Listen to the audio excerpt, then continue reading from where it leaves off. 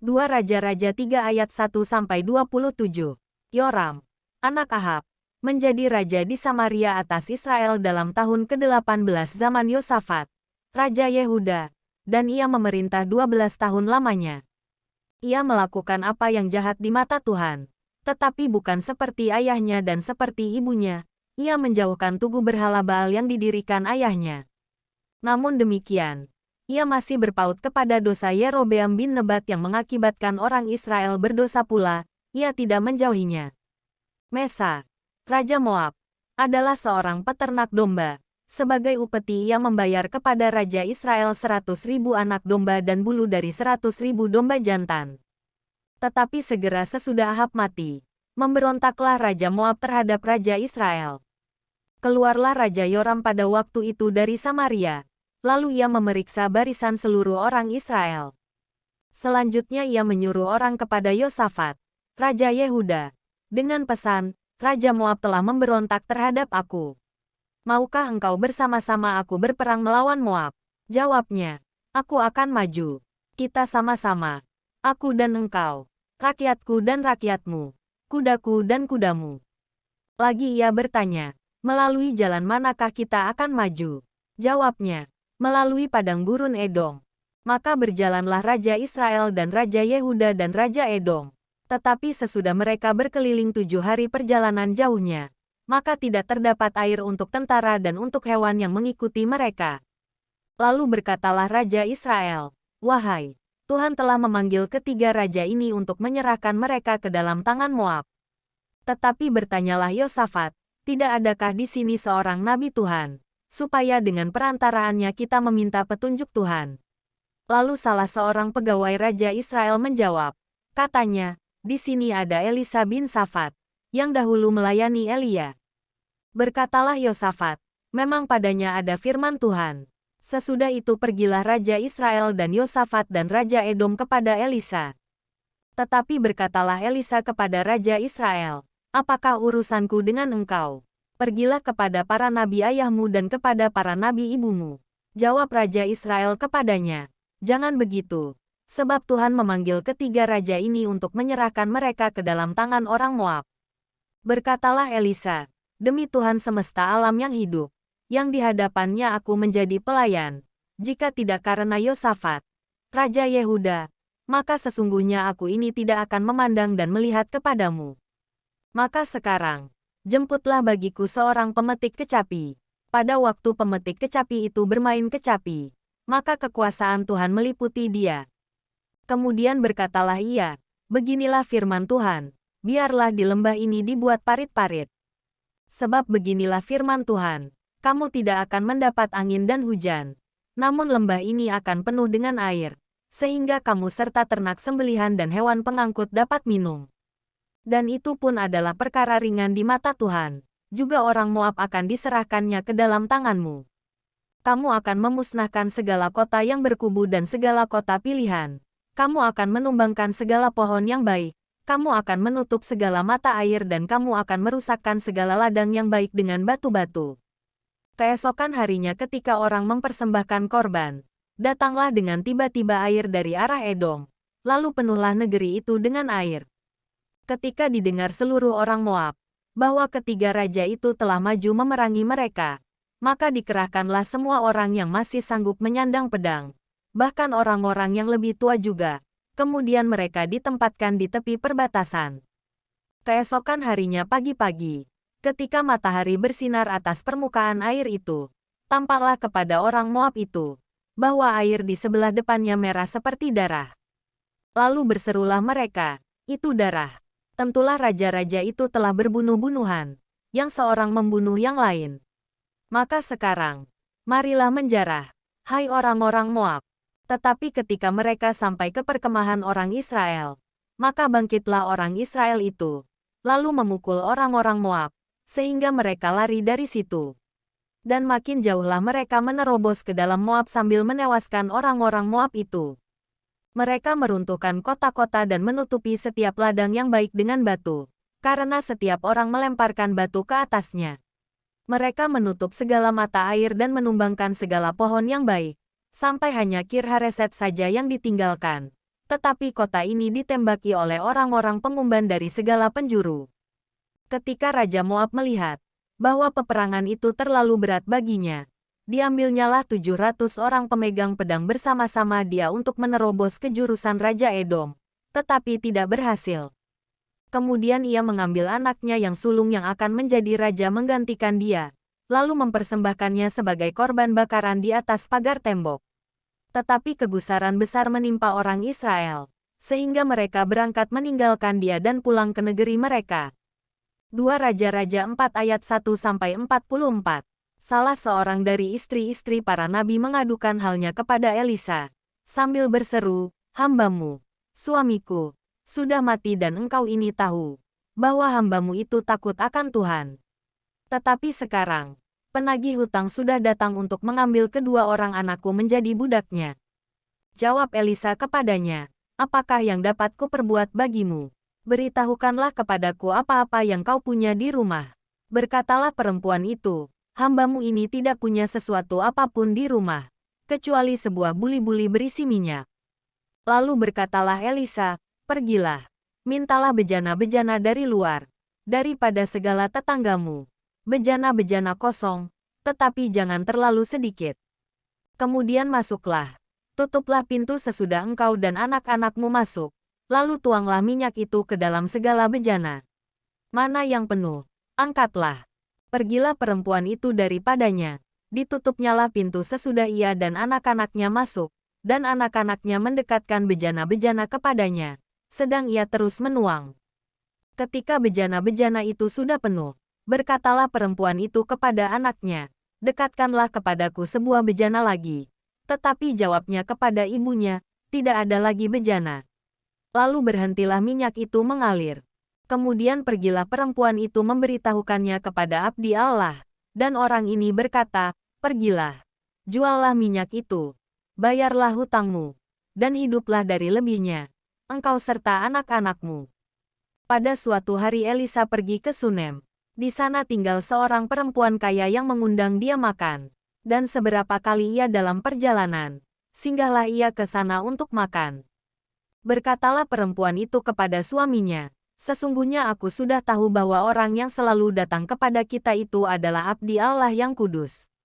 Baiklah kita membuat sebuah kamar atas yang kecil yang berdinding batu, dan baiklah kita menaruh di sana baginya sebuah tempat tidur, sebuah meja, sebuah kursi dan sebuah kandil. Maka apabila ia datang kepada kita, ia boleh masuk ke sana." Pada suatu hari datanglah ia ke sana. Lalu masuklah ia ke kamar atas itu dan tidur di situ. Kemudian berkatalah ia kepada Gehazi, bujangnya, "Panggillah perempuan Sunem itu." Lalu dipanggilnyalah perempuan itu dan dia berdiri di depan Gehazi. Elisa telah berkata kepada Gehazi, "Cobalah katakan kepadanya, sesungguhnya engkau telah sangat bersusah-susah seperti ini untuk kami. Apakah yang dapat kuperbuat bagimu? Adakah yang dapat kubicarakan tentang engkau kepada raja atau kepala tentara?" Jawab perempuan itu, "Aku ini tinggal di tengah-tengah kaumku." Kemudian berkatalah Elisa, "Apakah yang dapat kuperbuat baginya?" Jawab Gehazi, "Ah, ia tidak mempunyai anak, dan suaminya sudah tua." Lalu berkatalah Elisa, "Panggillah dia." Dan sesudah dipanggilnya, berdirilah perempuan itu di pintu. Berkatalah Elisa, "Pada waktu seperti ini juga, tahun depan, engkau ini akan menggendong seorang anak laki-laki." Tetapi jawab perempuan itu, "Janganlah tuanku, ya abdi Allah, janganlah berdusta kepada hambamu ini." Mengandunglah perempuan itu, lalu melahirkan seorang anak laki-laki pada waktu seperti itu juga, pada tahun berikutnya, seperti yang dikatakan Elisa kepadanya. Setelah anak itu menjadi besar, pada suatu hari keluarlah ia mendapatkan ayahnya, di antara penyabit-penyabit gandum. Tiba-tiba menjeritlah ia kepada ayahnya, "Aduh kepalaku, kepalaku." Lalu kata ayahnya kepada seorang bujang, "Angkatlah dia dan bawa kepada ibunya." Diangkatnyalah dia, dibawanya pulang kepada ibunya. Duduklah dia di pangkuan ibunya sampai tengah hari, tetapi sesudah itu matilah dia. Lalu naiklah perempuan itu, dibaringkannyalah dia di atas tempat tidur abdi Allah itu, ditutupnyalah pintu dan pergi, sehingga anak itu saja di dalam kamar. Sesudah itu ia memanggil suaminya serta berkata, "Suruh kepadaku salah seorang bujang dengan membawa seekor keledai betina. Aku mau pergi dengan segera kepada abdi Allah itu, dan akan terus pulang." Berkatalah suaminya, "Mengapakah pada hari ini engkau hendak pergi kepadanya? Padahal sekarang bukan bulan baru dan bukan hari Sabat." Jawab perempuan itu, "Jangan khawatir." Dipelanainya keledai itu dan berkatalah ia kepada bujangnya, "Tuntunlah dan majulah. Jangan tahan-tahan aku dalam perjalananku, kecuali apabila kukatakan kepadamu." Demikianlah perempuan itu berangkat dan pergi kepada abdi Allah di Gunung Karmel. Segera sesudah abdi Allah melihat dia dari jauh, berkatalah ia kepada Gehazi, bujangnya, "Lihat, perempuan Sunem itu datang. Larilah menyongsongnya dan katakanlah kepadanya, 'Selamatkah engkau? Selamatkah suamimu? Selamatkah anak itu?'" Jawab perempuan itu, "Selamat." Dan sesudah ia sampai ke gunung itu, dipegangnyalah kaki abdi Allah itu. Tetapi Gehazi mendekat hendak mengusir dia. Lalu berkatalah abdi Allah, "Biarkanlah dia, hatinya pedih. Tuhan menyembunyikan hal ini daripadaku, tidak memberitahukannya kepadaku." Lalu berkatalah perempuan itu, "Adakah ku minta seorang anak laki-laki daripada tuanku? Bukankah telah kukatakan, jangan aku diberi harapan kosong?" Maka berkatalah Elisa kepada Gehazi, "Ikatlah pinggangmu, bawalah tongkatku di tanganmu dan pergilah. Apabila engkau bertemu dengan seseorang, janganlah beri salam kepadanya, dan apabila seseorang memberi salam kepadamu, janganlah balas dia. Kemudian taruhlah tongkatku ini di atas anak itu." Tetapi berkatalah ibu anak itu, "Demi Tuhan yang hidup dan demi hidupmu sendiri, sesungguhnya aku tidak akan meninggalkan engkau." Lalu bangunlah Elisa dan berjalan mengikuti perempuan itu. Adapun Gehazi telah berjalan mendahului mereka dan telah menaruh tongkat di atas anak itu. Tetapi tidak ada suara, dan tidak ada tanda hidup. Lalu kembalilah ia menemui Elisa serta memberitahukan kepadanya. Katanya, "Anak itu tidak bangun." Dan ketika Elisa masuk ke rumah, ternyata anak itu sudah mati dan terbaring di atas tempat tidurnya. Sesudah ia masuk, ditutupnyalah pintu, sehingga ia sendiri dengan anak itu di dalam kamar. Kemudian berdoalah ia kepada Tuhan.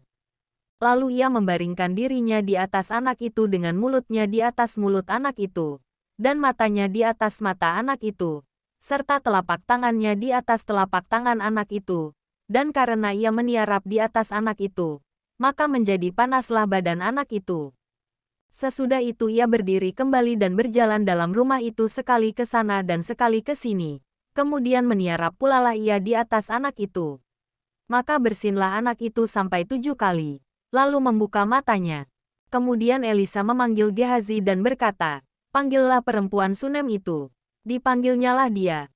Lalu datanglah ia kepadanya. Maka berkatalah Elisa, "Angkatlah anakmu ini."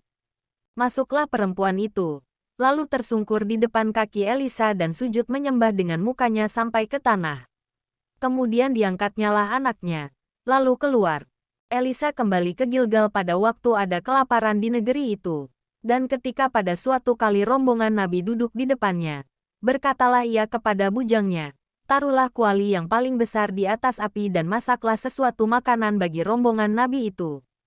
Lalu keluarlah seorang dari mereka ke ladang untuk mengumpulkan sayur-sayuran.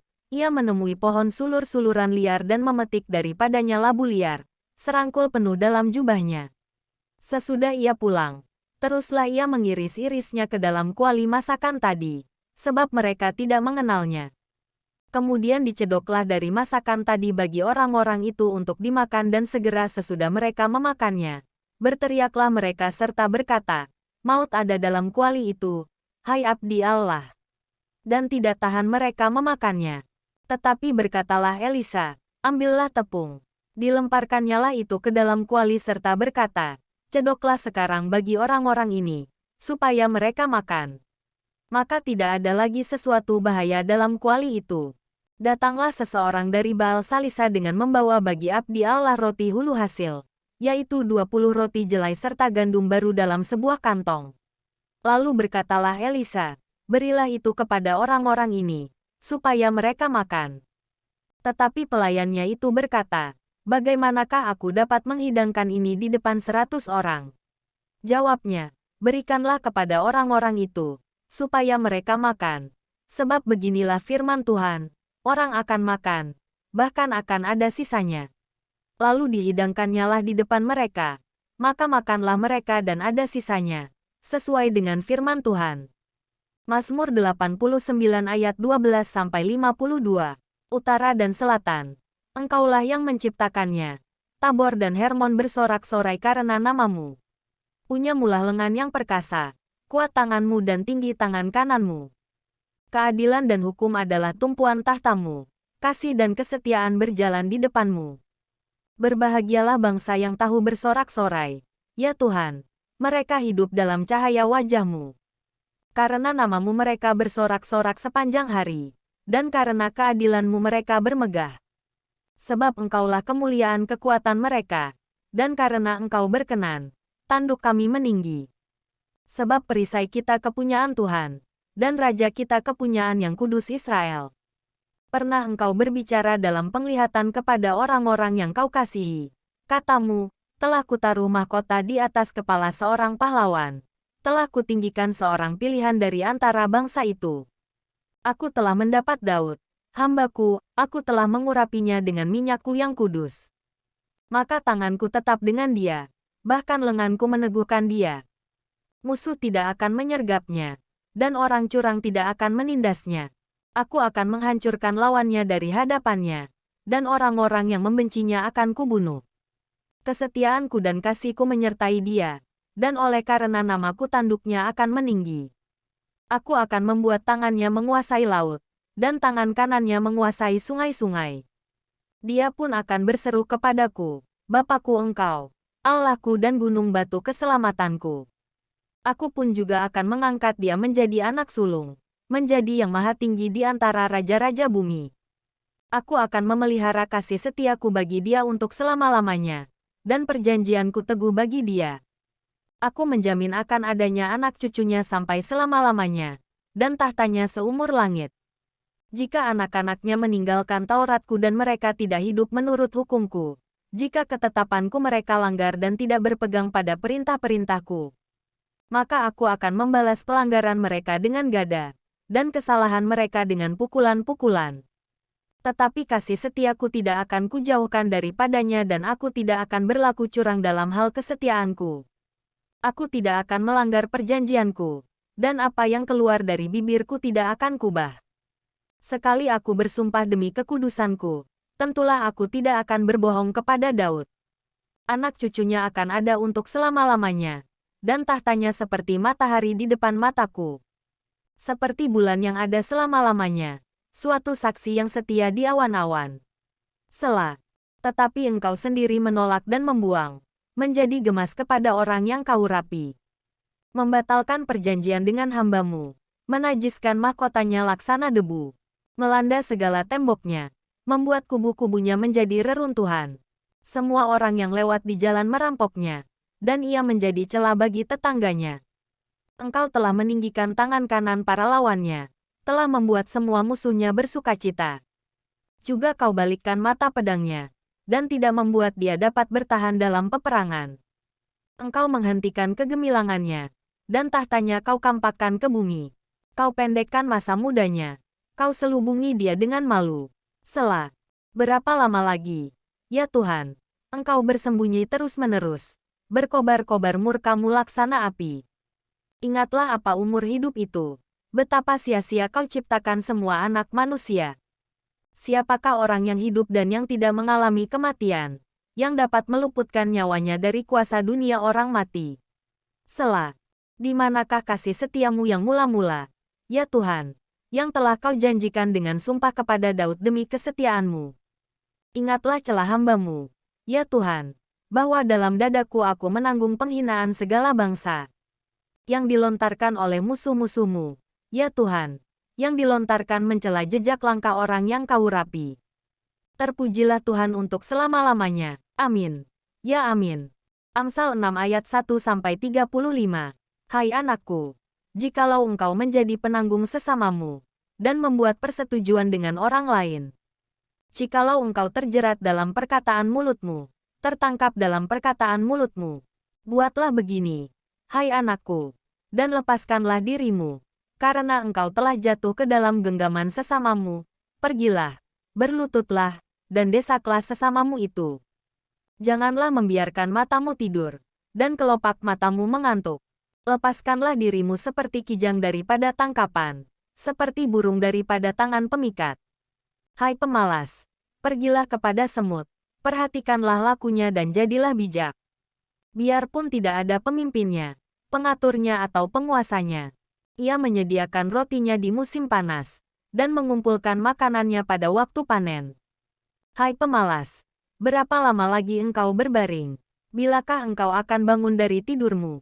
Tidur sebentar lagi, mengantuk sebentar lagi, melipat tangan sebentar lagi untuk tinggal berbaring.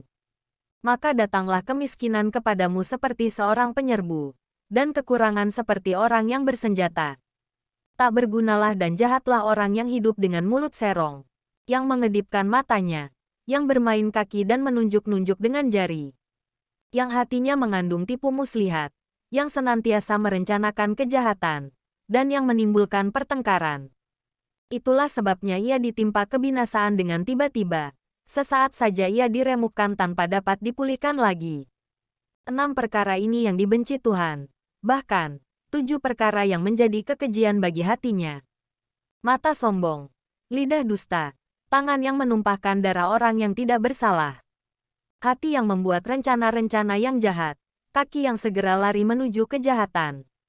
Seorang saksi dusta yang menyembur-nyemburkan kebohongan dan yang menimbulkan pertengkaran saudara. Hai anakku, peliharalah perintah ayahmu, dan janganlah menyia-nyiakan ajaran ibumu. Tambatkanlah senantiasa semuanya itu pada hatimu, kalungkanlah pada lehermu. Jikalau engkau berjalan, engkau akan dipimpinnya. Jikalau engkau berbaring, engkau akan dijaganya. Jikalau engkau bangun, engkau akan disapanya. Karena perintah itu pelita, dan ajaran itu cahaya, dan teguran yang mendidik itu jalan kehidupan, yang melindungi engkau terhadap perempuan jahat, terhadap kelicikan lidah perempuan asing. Janganlah menginginkan kecantikannya dalam hatimu, janganlah terpikat oleh bulu matanya, karena bagi seorang sundal sepotong rotilah yang penting, tetapi istri orang lain memburu nyawa yang berharga.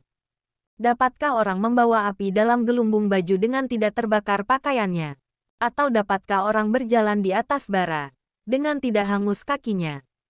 Demikian juga orang yang menghampiri istri sesamanya. Tiada seorang pun yang menjamahnya luput dari hukuman. Apakah seorang pencuri tidak akan dihina apabila ia mencuri untuk memuaskan nafsunya karena lapar? Dan kalau ia tertangkap, haruslah ia membayar kembali 7 kali lipat. Segenap harta isi rumahnya harus diserahkan. Siapa melakukan zina tidak berakal budi. Orang yang berbuat demikian merusak diri. Siksa dan cemooh diperolehnya.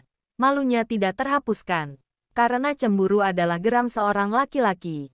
Ia tidak kenal belas kasihan pada hari pembalasan dendam. Ia tidak akan mau menerima tebusan suatu pun. Dan ia akan tetap bersikeras. Betapa banyak pun pemberianmu,